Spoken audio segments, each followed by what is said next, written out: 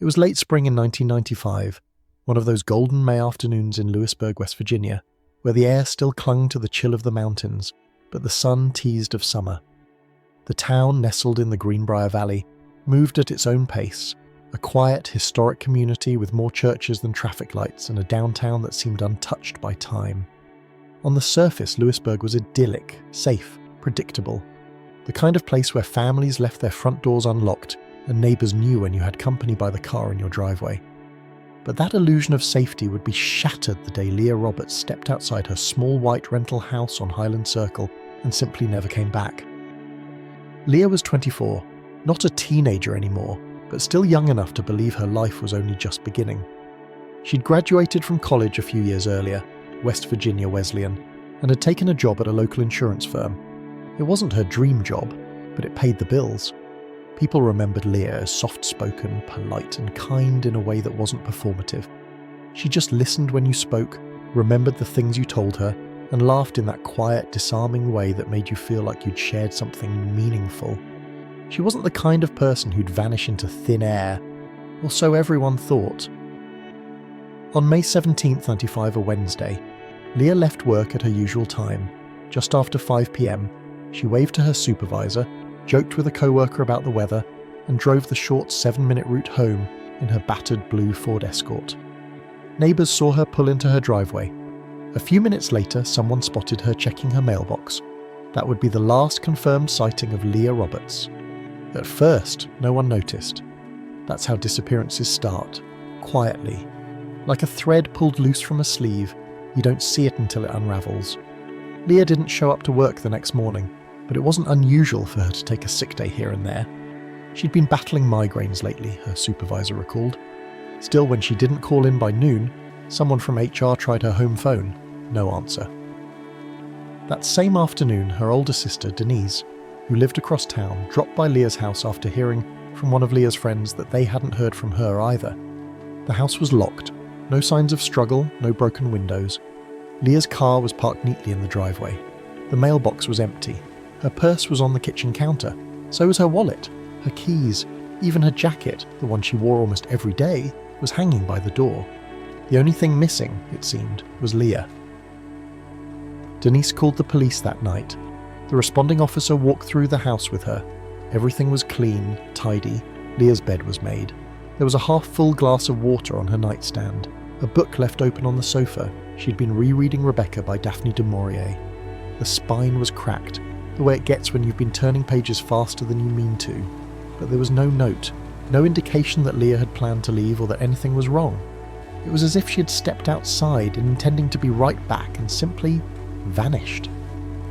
The first 48 hours after a disappearance are crucial, but Leah's case didn't fit the patterns investigators were trained to look for.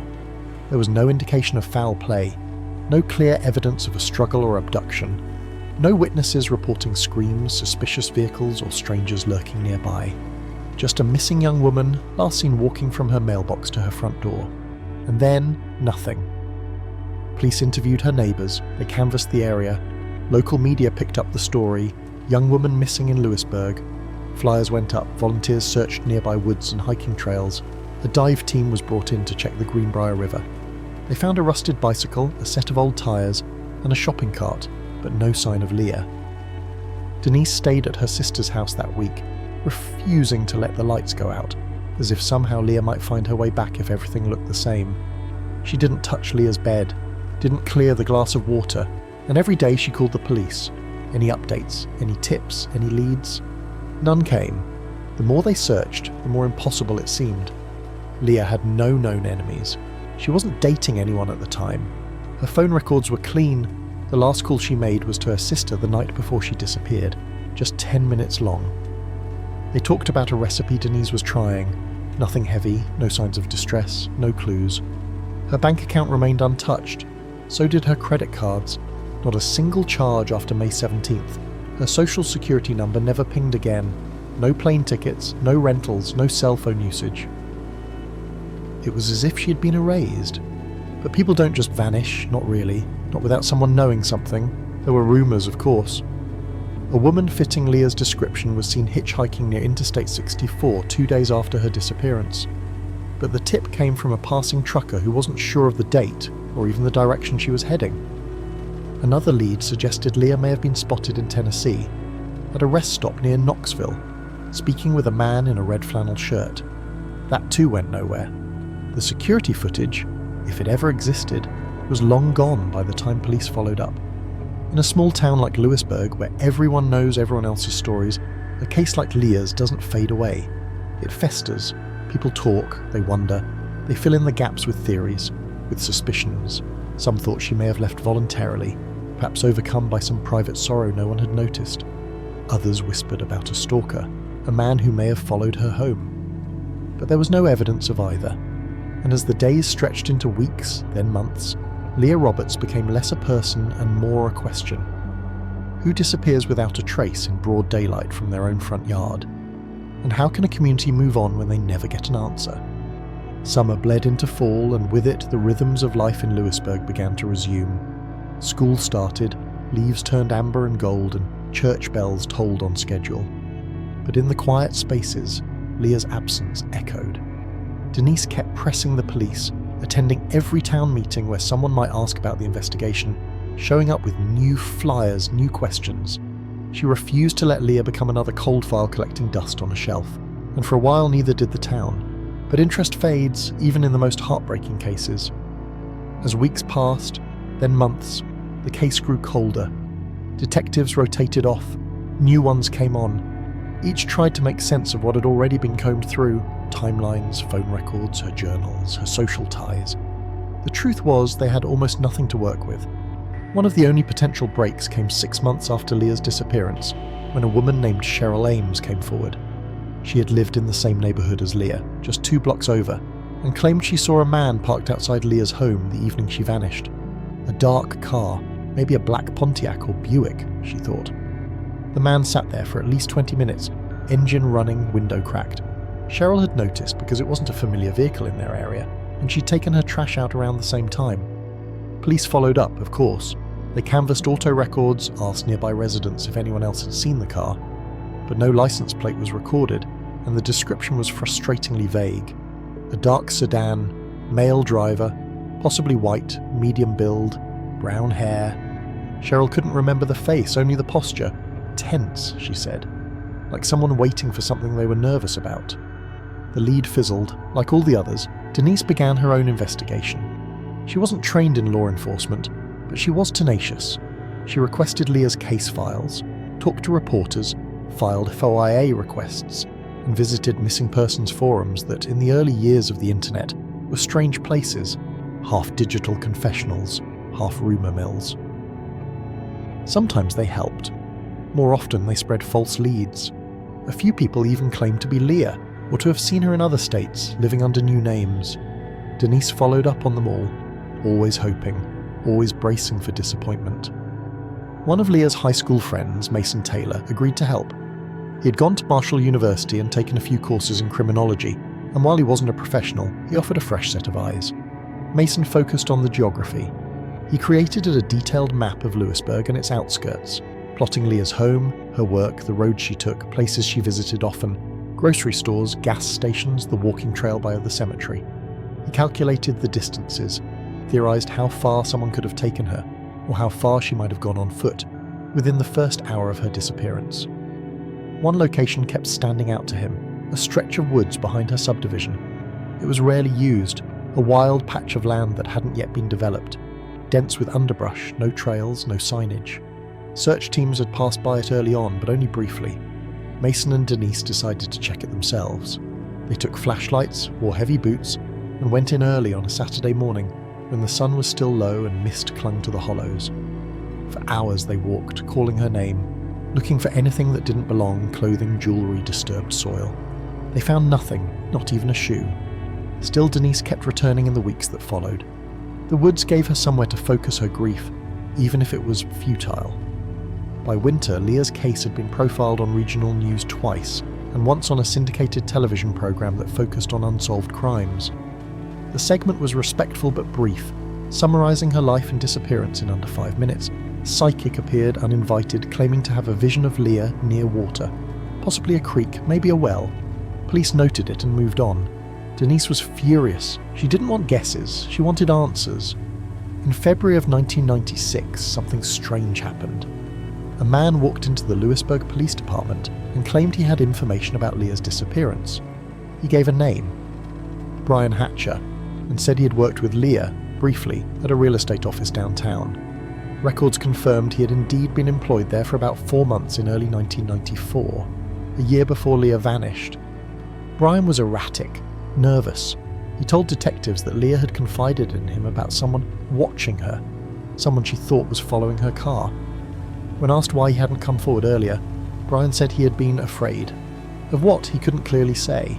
He fumbled his answers, often contradicting himself. When pressed for specifics, when exactly had Leah told him this? What did she say verbatim? He grew defensive.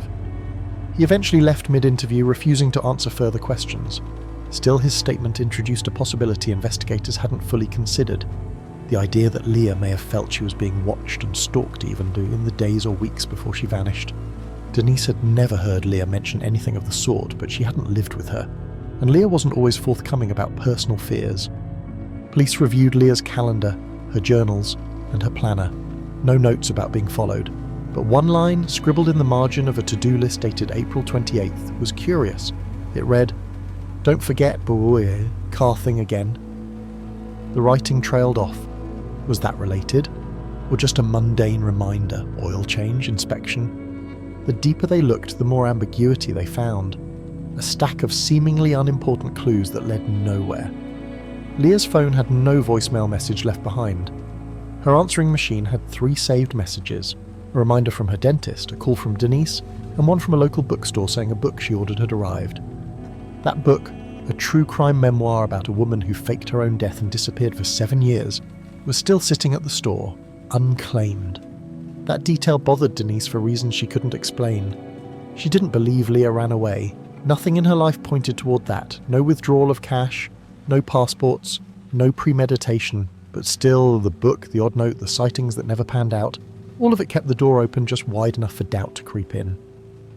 Mason, meanwhile, began to fixate on a theory he hadn't shared with many people. That Leah had accepted a ride from someone she knew, someone she trusted. He started pulling names, acquaintances, co-workers, friends of friends. He mapped connections. It was tedious, and much of it amounted to speculation, but it had weight. If someone Leah knew had taken her, that would explain the lack of struggle. The silence, the fact that nothing in her home was out of place. But even theories, no matter how well constructed, can't solve a case without evidence. And by the first anniversary of her disappearance, the town began to shift. People stopped asking as often. The posters weathered and peeled from telephone poles. The photo of Leah that once hung in the window of the local diner was replaced by a sign advertising Sunday brunch. She was still missing, but the world had begun to move on. The second year without Leah came in quietly, a dull ache that never fully settled into silence. For Denise, the calendar had split into 2 lives, the one before May 17th, 1995, and the one after. She marked the anniversary by returning to Leah's empty house, now stripped of most furniture but still heavy with her scent. Lavender, paperbacks, the faint tang of old coffee. Denise stood in the doorway, hand on the frame, imagining her sister there again, brushing her hair, sorting the mail, tying her shoelaces. Ordinary things made tragic by absence. She refused to believe Leah was dead, not because she had evidence, but because letting go of that last thread meant accepting that all the years ahead would never include a call, a note, a sudden return. As long as Leah might still be out there, somewhere, Denise could still protect her, still search, still hope. The police weren't giving up, not exactly, but the case had long since cooled. It was listed as an open missing persons case with no new leads, a bureaucratic way of saying we don't know. Files were boxed, moved to storage. The original lead detective had retired. A new officer, younger, freshly transferred from Charleston, took over the case mostly on paper. Detective Evan Mallory. He reviewed the file, reread witness statements, and met with Denise one rainy Wednesday in June. She sat across from him, gripping her worn notebook with its bent cover and ink-smudged pages. Mallory was calm, methodical. He didn't make promises, but he did something no officer had done in nearly a year. He listened like it mattered. Denise mentioned the woods again, how she'd searched them. Mallory asked for coordinates. He said he'd check them personally. She mentioned the book at the store. He raised an eyebrow. The one about the woman who disappeared? He asked. Yeah, I'll read it. She mentioned the note. Car thing again? And he paused, writing it slowly into his own notebook. That one might mean more than we think, he said. Denise felt something stir inside her. Not quite hope, but something like momentum. Meanwhile, Mason had been working his own theory deeper than ever. He had become obsessed with a pattern he thought he saw. A string of disappearances from small Appalachian towns that bore eerie similarities to Leah's.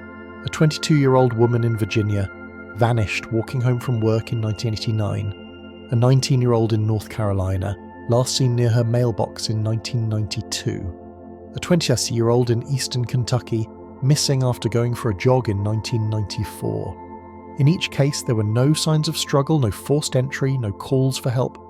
They were women alone. They were last seen outside, and they vanished without a trace.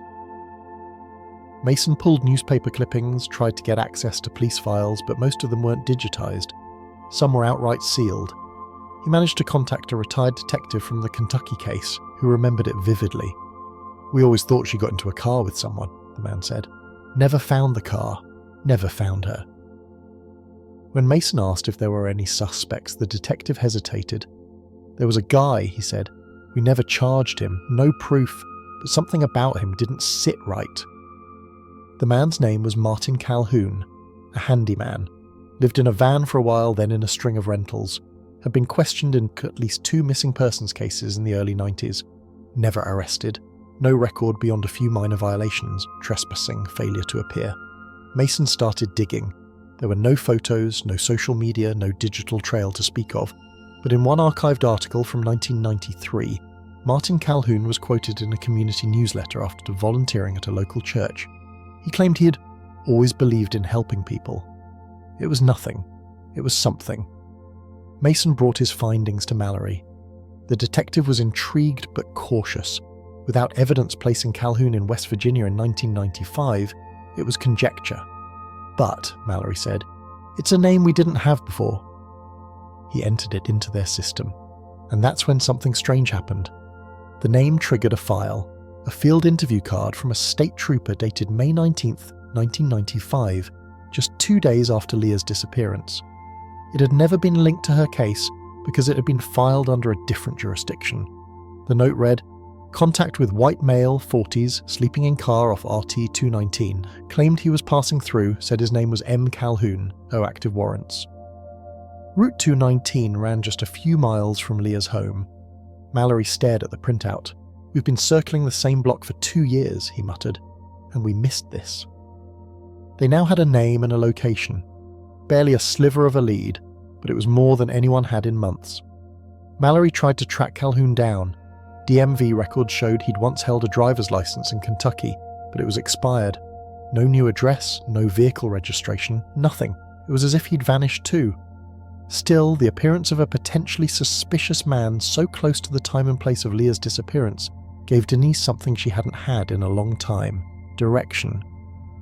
Mallory submitted a request to re-interview every witness from the original case file.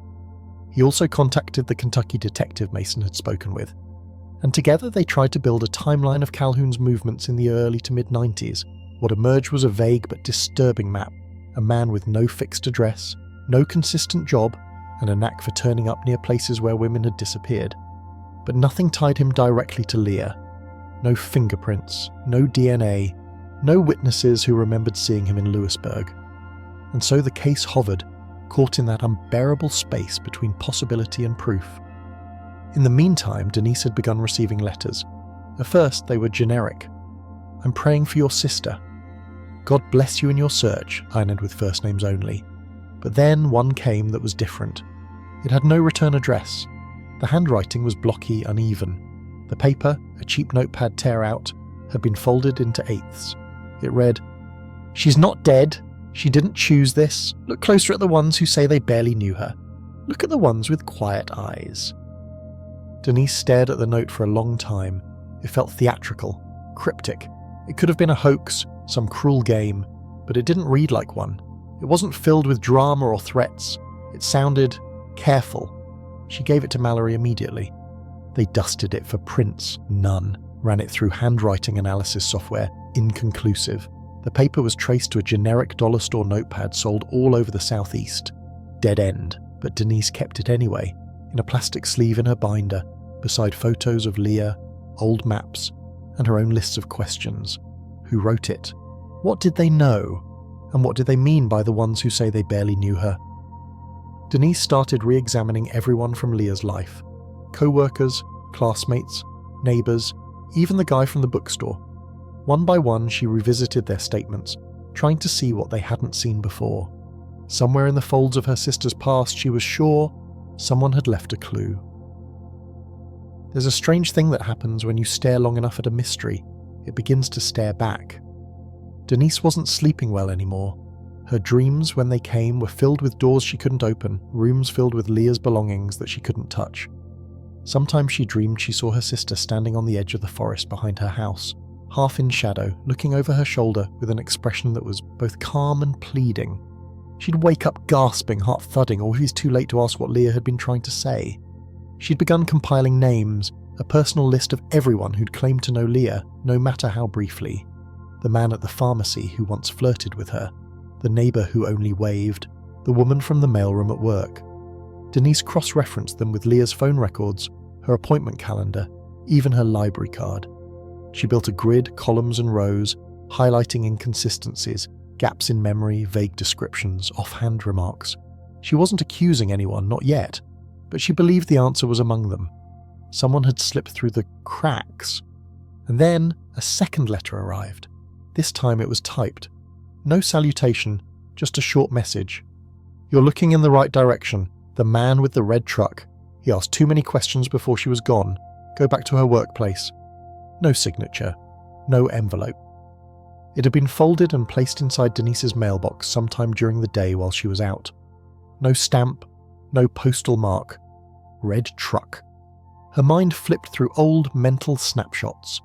The house across from Leah's had been home to a man named Harold Burns, a retired lineman, mid-60s, reclusive. He'd owned a cherry red Ford F-150, late 80s model. Denise remembered seeing him outside from time to time, raking leaves, replacing the porch light, sitting on his stoop smoking. He had lived across from Leah the whole time she rented the house. But he had never once come forward, never said he saw anything, never spoke to the police. Mallory looked him up. Harold Burns still lived in Lewisburg, but he'd moved into a senior apartment complex just outside of town. Mallory and another officer paid him a visit. Burns was polite, lucid, and didn't seem nervous. When asked about Leah, he said, "The girl who disappeared? Sure, I remember her. Quiet type, always had a head in a book." Asked if he'd seen anything the night she vanished, he shook his head. "Nah, wish I could help. I went to bed early that night. Didn't even know she was missing until the cops came around days later." But then Mallory asked him about the truck. Burns blinked. "What about it?" "Just wanted to confirm you had a red pickup back then, right?" Burns hesitated, just for a second. "Yeah, I sold it years ago." "Do you remember who bought it?" Burns frowned. "Not really. Some guy from Monroe County. Paid cash. Didn't get his name." It was legal. Selling a used vehicle without a title change wasn't uncommon then, but the answer felt too practiced. Mallory made note of it. Later they ran a DMV trace. The vehicle had never been re-registered. As far as the state was concerned, it had vanished. And then came something unexpected. A call to the tip line. A woman, anonymous, voice trembling. "I don't know if this matters," she said, "but I used to work with Leah at the insurance place. There was a guy, he didn't work there, but he'd come by. A delivery guy, I think, real chatty, said his name was Rich. But what I remember is he kept asking about Leah. Always Leah. He said she looked like someone he used to know. He gave me the creeps." Mallory asked for more details. The woman didn't remember much else. No last name, no business name, no license plate. But she said something else, something that stuck. "He asked if Leah lived alone. That's when I got uneasy. He smiled when he said it, like he already knew. There were no records of a delivery worker named Rich visiting the office in that time period. No logs, no invoices, but deliveries didn't always come with paper trails back then, sometimes just a guy with a clipboard dropping off the office supplies. Mallory added it to the pile. Rich, The man with too many questions. Another ghost in a case full of them. The red truck theory circled back again when Mason unearthed an old police report, not directly related to Leah, but dated just a week before she vanished. It described a suspicious vehicle parked near a hiking trail entrance, red Ford, late 80s. The caller, a local teacher, had said the driver didn't approach anyone, but just sat there watching. The report was closed with no further action taken. The driver was gone by the time officers arrived.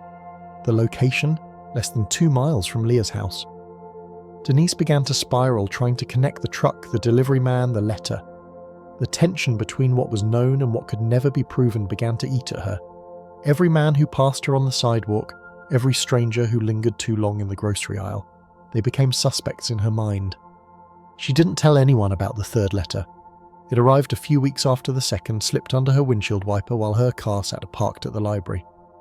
She walked to the edge of the trees. He called her by name. She knew him. That's why she didn't run. No envelope. Typed again. Clean white paper folded into quarters. Denise felt sick when she read it. This time the letter wasn't just about clues. It was a story. A version of events. And whoever wrote it, they knew something. Mallory tried to trace the printer. Forensic text could sometimes match unique printing artifacts, toner marks, patterns of wear. But the note was too generic. Laser printed, mass market, useless. Still, they now had 3 letters. Someone was watching, maybe even trying to guide them. Or worse, maybe they were toying with them. Denise grew more reclusive, afraid of who might be watching her too. She stopped answering unknown numbers, stopped walking alone after dark. Her life was shrinking around her grief and her obsession. Mason noticed the change but didn't press. He too had become consumed by what-ifs and almosts. Mallory pursued every thread, searched old employment records, tried to cross-reference anyone named Richard or Rich in the region's delivery services from that era. Most companies were defunct. Some had no records at all. A few dead ends. One Rich G, who had worked at a now-closed office supply company. But his address was in Ohio. No criminal history, no known connection to Leah. Mallory filed it, but his instincts told him the answer wasn't in Ohio. It was still here, somewhere nearby. They weren't chasing one ghost anymore. They were chasing many. A red truck, a delivery man, a neighbour with a shaky memory, a name with no face, a letter with no sender. All of it part of a puzzle that refused to take shape. But then, just before the summer ended, Mallory received a voicemail. It was short, garbled. Male voice, southern accent. Don't trust the sister, she's not telling you everything. That changed everything. Because up until that moment, no one had ever suspected Denise. The message was jarring in its simplicity, a single sentence, just enough to plant a seed of doubt, but not enough to nourish it with truth. Mallory played the voicemail 5 times, letting the words roll over him, weighing their tone, their intent. Don't trust the sister, she's not telling you everything. It wasn't just a warning, it was a knife slid between the ribs of an already fragile investigation. And it begged the question, who would say this? And why now? Didn't act on it immediately. There had been false tips before, some mean-spirited, others delusional. But this was different. It was calculated. The voice, though distorted by static and the faint whir of an old answering machine, carried a kind of practiced calm, as if the speaker knew exactly what he wanted to say and had rehearsed it before dialing. That alone made it dangerous. Mallory sat on it for 2 days before speaking to Denise. They met, as they often did, in the quiet corner of a coffee shop on Court Street. She looked tired, more than usual. There were dark smudges beneath her eyes, and her fingernails were bitten down to the quick. She was trying to hold it together, he could tell, but the search was eating her alive. I need to ask you something, he said gently. She straightened. Okay. He explained about the voicemail, about the words. He was careful, non-accusatory, matter-of-fact. Denise went very still, her mouth tightened, then relaxed. You think I had something to do with Leah's disappearance? No, but I had to ask. You know how it works. If someone makes an allegation, especially someone we can't trace, I have to be thorough. She looked away for a long moment, blinking hard, then, that's what they want, whoever sent those letters. Whoever made that call, they want you looking at me, not them. Mallory nodded. I thought the same thing. But I have to ask, what aren't you telling me? Silence stretched between them. Denise drummed her fingers against the mug. Finally, she said, "There is one thing I didn't think it mattered, but maybe it does." Mallory leaned in. "A few weeks before she disappeared," Denise said slowly, "Leah told me she saw someone watching her from the woods." This was new, he blinked. The woods behind her house? Yes, she didn't make a big deal of it. She said it was probably just a kid, maybe someone cutting through. But it unsettled her. She said it wasn't the first time. "Why didn't you mention this before?" "Because I didn't want to believe it mattered. If I said it out loud, it meant she really had been scared, and I ignored it." Mallory made notes. "Did she ever describe the person?" Denise shook her head. "No, just that it felt like someone was watching. You know when you get that prickling on your neck, that." "Could it have been the man with the red truck?" "I don't know. She never saw a vehicle, just movement, shadows." Mallory exhaled slowly, a new layer of fear, buried under grief and guilt. He didn't blame her for keeping it to herself, but it deepened the profile of whoever might have taken Leah. This wasn't random. This had a prelude. Someone had watched, waited. That night he listened to the voicemail again, this time with headphones. The distortion was worse than he remembered, but there was something, just a hint, beneath the speaker's voice. A sound, a song, faint and tinny, like it was playing from another room.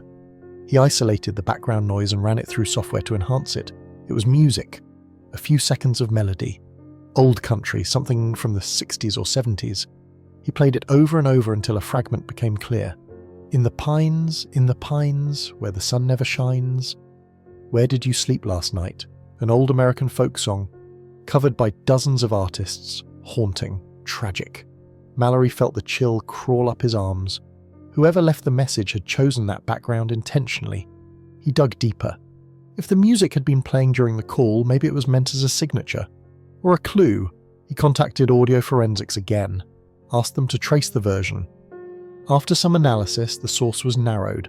A 920 cassette release by a regional singer from West Virginia, Jed Graham. Obscure. Only a few hundred copies ever printed. If the caller had been playing that version, they weren't just referencing the song. They were referencing this place, these hills, the woods where Leah had last been seen. It was a message dressed in metaphor. Mallory went back through old interviews, cross-checking anyone who might have had an affinity for local music. Harold Burns had once played banjo in a regional folk trio. He brought it up in a casual aside during his first interview, laughing about back porch sessions and the moonshine Sundays. Had he mentioned that song? No, but Mallory couldn't shake the image. Back at the department, Mallory reopened the file on the red Ford truck. It had vanished in 1995 after Burns sold it, or said he sold it. Mallory revisited the record. No buyer listed. Cash transaction, nothing documented. What if the truck had never left Lewisburg? Then something strange happened. A deputy sheriff in Monroe County called after seeing Leah's case pop up again in regional media. He said an old red pickup had been found in a ravine off a service road near the county line. Covered in vines, partially rusted, barely visible from the road. No plates, no VIN on the dash, just a shell. It had been reported by a hunter 2 weeks prior. Mallory drove out the next morning. It was the same make and model. Red Ford F-150, circa late 80s. The paint had faded to a dull brownish rose. Vines had crept through the cracked windshield.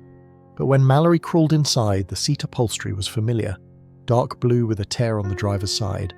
Same as the one described by Cheryl Ames years ago. A forensic team was called in. They dusted for prints, collected debris, pulled samples from the floor mats. The glove box was jammed but eventually opened. Inside, a small cloth bag mouldy from damp, and inside that, a woman's earring. It was gold, small, delicate, a leaf-shaped charm hanging from a thin hook. Denise identified it instantly. "That's Leah's," she said, holding it with gloved hands. "She wore them all the time. Mum gave them to her for graduation." It wasn't confirmation of death, but it was confirmation of presence. Leah had been in that truck, or at the very least her belongings had. The discovery changed everything. Mallory now had a potential crime scene. A vehicle, physical evidence, but the trail was still ice cold. The truck had been abandoned for who knew how long, weather, animals, time, all had worked against them, but a crack had finally opened. When the news hit the local paper, the story reignited public attention. Old neighbours called in. A woman who used to walk her dog in Leah's neighbourhood claimed she saw the red truck pass by her one morning a few days before Leah vanished. It drove slow, she said, like the driver was looking for something. Another man, a former gas station attendant, remembered someone filling up that same model truck in the spring of '95. He couldn't recall the driver's face, but remembered the license plate was smeared with mud, and then came a fourth letter. This time, Denise found it taped to her back door. The truck was a trap. He used it more than once. He doesn't live far. Look where the signal ends. In the pines. That last line again. In the pines. The forest had always been there, a silent witness. Sprawling and ancient, it bordered Louisburg like a second skin, its underbrush tangled with the forgotten things of the world. In daylight, it was just another stretch of Appalachian wilderness. At night, it was something else entirely. Locals had long passed down stories about the woods. Strange sounds, flickers of light with no source, the feeling of being watched when no one was around. Most people dismissed those tales, but they lingered all the same. After the fourth letter, those stories didn't seem so easy to ignore. The phrase, "Look where the signal ends, in the pines," had weight now. Mallory combed through cell tower maps from the mid-90s. Technology was limited then. Few people had mobile phones, and those who did had analog signals that only pinged a handful of regional towers. Leah didn't own a cell phone, but someone might have. Someone watching her. Someone moving her. He requested logs from the nearest tower in 1995.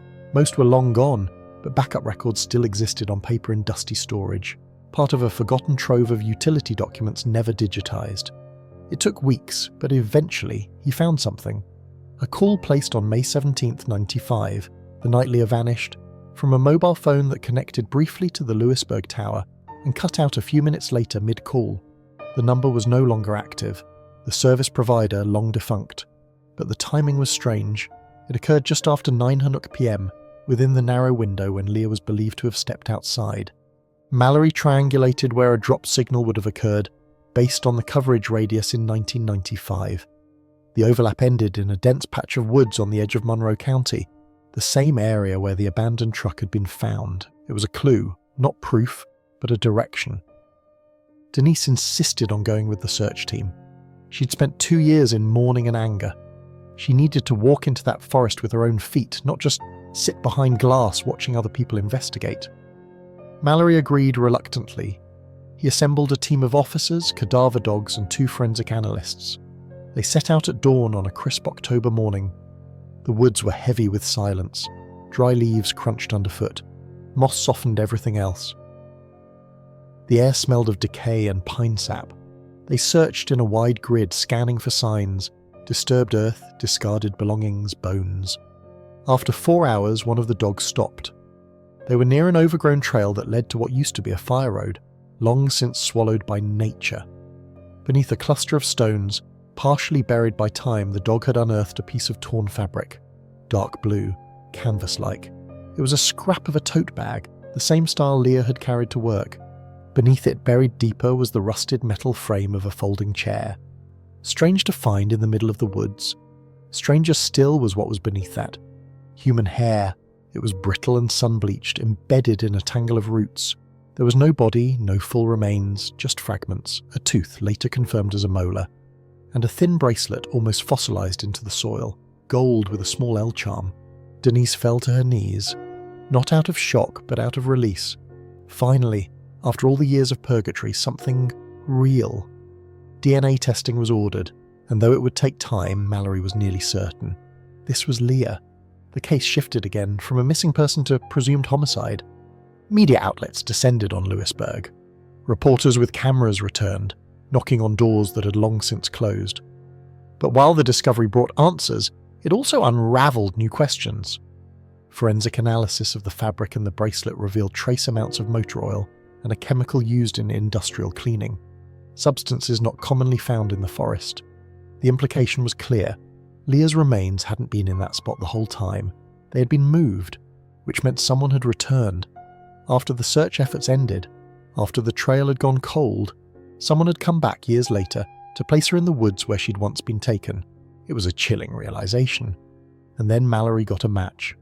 The cassette tape, the version of In the Pines playing in the voicemail, was one of fewer than 400 known copies printed in 1990. He contacted Jed Graham, the singer, now in his 70s. Jed was helpful, if a little confused by the request. He remembered selling copies out of the trunk of his car, mostly at small-town markets and folk festivals.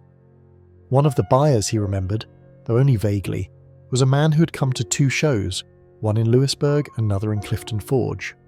The man had driven a red truck and said he was a part-time logger. Jed couldn't remember his name. Mallory went back to the Lewisburg town records, logging permits, forest work contracts, county land clearing jobs from 1993 to 1996. And then he found it. A permit application submitted in April of 1995, just a month before Leah's disappearance, by a man named Russell Dean Mercer. It was a short-term contract, 3 weeks of brush clearing along the border of state-owned land. Paid under the table, no tax records. The application listed no permanent address, but it did list a vehicle, a red 1987 Ford F-150. Mallory's pulse surged. He ran the name and hit a wall. No driver's license in West Virginia, no voting records, but the same name appeared in Kentucky police reports in the early 1990s, connected to a domestic disturbance call. No charges filed. The address was long gone, condemned in 98. A ghost. But now a ghost with a name. Mallory pulled every file, every document. He called old employers, tracked phone numbers that had gone dead years ago. Finally, he found a trace, a utilities record from a cabin rented under a similar name, R. Mercer. The cabin was in Greenbrier County, a mile from where the remains had been found. Mallory and 2 officers went out the next morning. The cabin was derelict, collapsing in on itself, but still standing. There was a rusted mailbox out front with no number. The front door hung off its hinge. Inside, the air was thick with mildew and rot. Animals had nested in the corners, but in the back room, still half intact, was a small shelf. On it, 3 cassette tapes. One of them was the 1990 recording of In the Pines by Jed Graham. That was all the confirmation Mallory needed. They cordoned off the property and began a deeper forensic sweep. In the crawl space beneath the cabin, hidden under loose floorboards, they found a woman's scarf, badly decayed. And in the fireplace, ashes long gone cold, fragments of what were later confirmed to be burned photographs. They were too damaged to identify completely, but forensic analysis revealed portions of a young woman's face. A face that, Denise said, resembled Leah. Still, Russell Dean Mercer was nowhere to be found. Mallory issued a regional BOLO, interviewed residents in neighbouring counties. One woman, a gas station clerk, remembered a man by that name who used to come in real quiet-like back in the mid-90s, wore a ball cap, always paid in cash, smelled like grease and wood smoke. But no one had seen him in years. Then, just as Mallory was preparing to go public with the name, another letter appeared. Not mailed, not typed, handwritten. "You're getting close, but he's not the only one. She wasn't his first, she wasn't his last. Don't stop in the pines. Go to the river." The handwriting was shaky, as if the writer was either very old or pretending to be. It raised a terrifying possibility, that Mercer had been part of something larger, that Leah's death wasn't just a tragedy, it was part of a pattern. The phrase "go to the river" clung to Mallory's thoughts like fog on the windshield of a cold morning. It wasn't just a clue, it was a beckoning, the kind of direction someone gives when they know something is waiting to be found, something heavy, something buried. And the person who left the letter had known exactly where to push. Not the woods, not the cabin, the river. The Greenbrier River, to be precise, was a brooding artery of water that wound through West Virginia like a sleeping serpent. Locals fished from its edges, families picnicked nearby in the warmer months, and for most, it was simply part of the backdrop. But to those who paid attention, the river was always just a little too quiet. The current a little too still in places, as if it were keeping something. Mallory didn't go to the river right away. He stared at the letter for 2 days, rereading that single line over and over again. She wasn't his first. She wasn't his last. Don't stop in the pines. Go to the river. It wasn't written in haste. The penmanship was careful, almost childlike, measured, like someone was trying to remember how to spell correctly, or like they'd written it with a shaking hand. But it wasn't just a cryptic note, it was a map drawn in language, a breadcrumb from someone who either knew what happened or had seen enough pieces to reconstruct the shape of the truth. Leah wasn't the first. That idea alone chilled Mallory. He had. Back at the station, Mallory and his team began tightening the net. They started by combing through any trace of Russell Mercer after 1995. What little there had been was vanishingly thin. A property sale in 96, a gun license renewal that was never completed, a post office box in Roanoke that had been opened and closed within 2 weeks. Then nothing. But Eddie Sallow had more of a trail, not much, but enough. A fuel station security camera from 2002, a man matching his description purchasing canned food and medical supplies outside Charleston. No name, no ID, paid in cash. He hadn't spoken, just pointed, then gone. A different sighting came in from a hunter in 2007. A man, dressed like the Woods, had been spotted near the old mine roads west of White Sulphur Springs. He hadn't approached, just watched. From the tree line, then vanished into it. And now, 15 years later, someone was standing in those trees again. Mallory called in state police and federal agents. The case had outgrown county jurisdiction. They needed deeper resources, more boots on the ground, more eyes. The search zone was redrawn. Dogs were brought in again, not to search for remains this time, but for a man, or men, alive, somewhere out there, still moving in the duck. Meanwhile, Denise made a decision. "I want to speak," she told Mallory. "Speak to who?" he asked. "The town, the media, whoever will listen. I don't want this to vanish again." He tried to dissuade her. There were risks, exposure, re-traumatization, drawing the attention of whoever was still out there. But Denise had lived in silence long enough. She wasn't willing to fade into it again. At a community hall in Lewisburg with cameras and chairs and a crowd that filled the aisles, Denise stood at a microphone and told the story. Not the version from the flyers, not the reduced, redacted, young woman vanished headline. The real story. She told them about Jacob Wren, about Leah's drawings, about the man in the hallway, about the letters, the bones, the river. The way Leah had quietly tried to fight something she didn't understand, and how no one had listened until it was too late. People cried. People whispered to one another, and then a hand went up in the back. An elderly woman, gaunt and pale, stood and said, "I think I saw her, the week she disappeared." The room held its breath. She explained. She had lived out near Droop Mountain back then, kept to herself, didn't have a phone, but she remembered Leah because she had come up the path asking for directions. She was calm, polite, said she was looking for someone who used to live near the river. A man, she didn't give a name, just said she needed to find out what happened to a boy. The woman remembered one last detail. She was carrying a tin box, she said, clutched it like it was important. Mallory's heart pounded. The tin box, the one that had turned up in Denise's attic decades later. He had taken it with her when she left. Then it had reappeared in her childhood home, hidden beneath floorboards. So how had it gotten there? Either Leah returned, or someone brought it back. The implications were staggering. Mallory returned to the journal fragments, searched them for references to Droop Mountain, to the shack, to the tin box, and found something chilling, a single line, "If I don't come back, I hope the box does." She had known, she had planned for it, and someone had honoured that plan, whether out of guilt, ritual, or something else. Someone had taken the box back home, and that meant someone had been inside the Hampton house after Leah vanished, unnoticed, undetected. At night, maybe, while Denise was sleeping, or years later after it was abandoned. The horror wasn't just in what had been done, it was in how close the shadow had remained, always circling, always watching. That night another letter arrived, left not at the department or Denise's car, but inside Leah's old room, placed gently on the pillow. Mallory was called immediately. The house had been locked, no signs of forced entry, no alarms tripped. Whoever did this had moved like a ghost. The envelope was unmarked. The letter inside was short. "One day someone will look under the water. You've been walking over her the whole time." That was all. Mallory and the team returned to the river at dawn, the same bend where Jacob had been found. They scanned, mapped and measured. One geologist suggested something strange about the embankment. There were unnatural shifts in the sediment. Divers went in. The river was cold even in July. Murky. It clutched what it held tightly. But beneath a tangle of roots caught between rocks, they found it.